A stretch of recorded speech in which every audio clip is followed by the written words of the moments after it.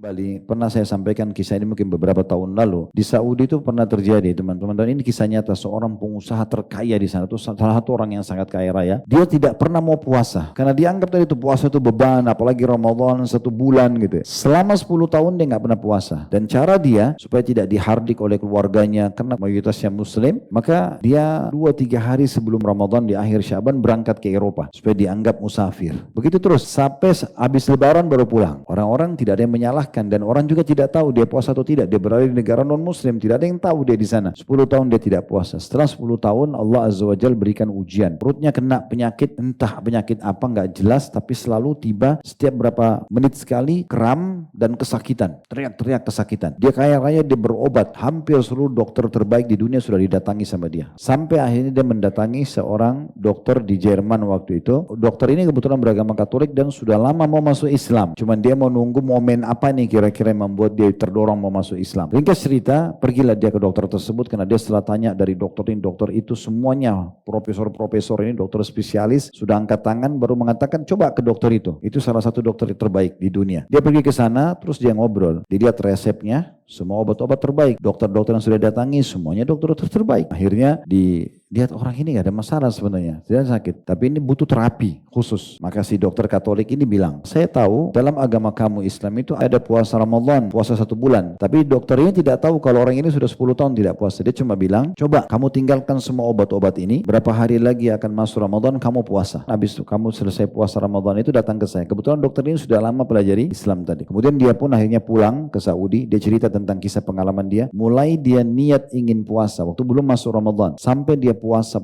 Ramadan pertama, kedua, semua kram perutnya itu hilang. Yang setiap berapa menit datang kesakitan, jerit-jerit, hilang sama sekali total sampai Idul Fitri.